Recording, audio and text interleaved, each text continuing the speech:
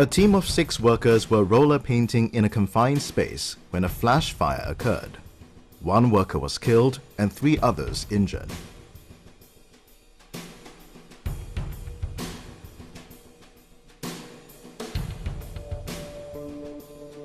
Before work started, an entry permit for painting and cleaning work in a confined space was applied. The safety assessor conducted a gas test. The results of the gas test showed that the confined space was safe for entry, and he endorsed the permit.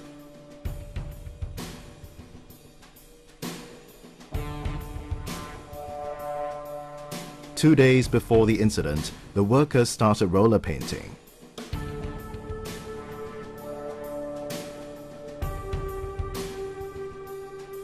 On the morning of the incident, a gas test was conducted.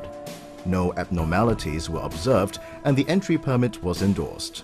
The workers carried out vacuuming and clearing work using thinner, which was a flammable substance. At noon, a second gas test was conducted. Following the gas test, the quality of the painting in the confined space was inspected to assess the quality of the work done.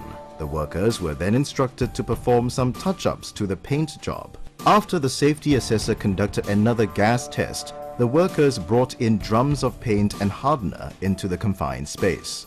One of the workers mixed the paint and hardener in the confined space for 5 minutes.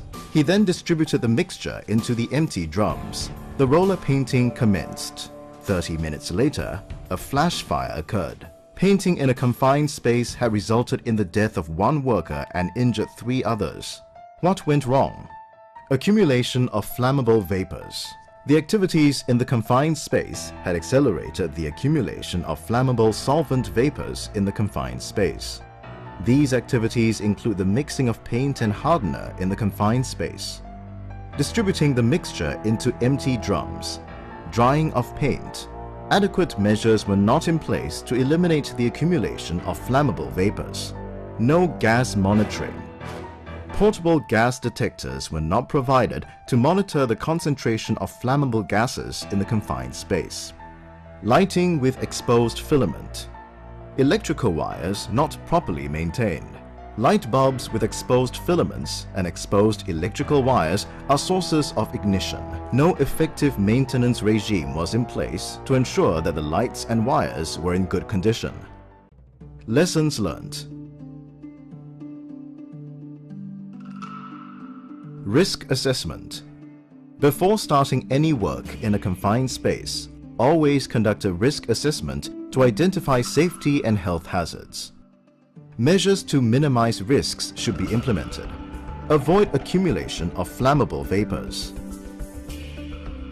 Mix the paint and hardener outside and not in the confined space to avoid accumulation of flammable vapors in a confined space.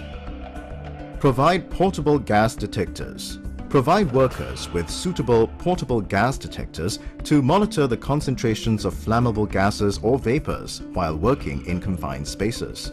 The concentrations should not exceed 10% of their lower explosive limits. Use flame-proof lighting. Flame-proof lighting should be used in confined spaces. Establish a regular maintenance regime to ensure that lighting and live wires remain in good condition. Ventilation. Dilution or forced ventilation should be used to dilute solvent vapors to prevent accumulation of flammable vapors within the confined space. Use a stronger force to control airflow during increased painting activities. Ideally, both exhaust and forced ventilation methods should be used together.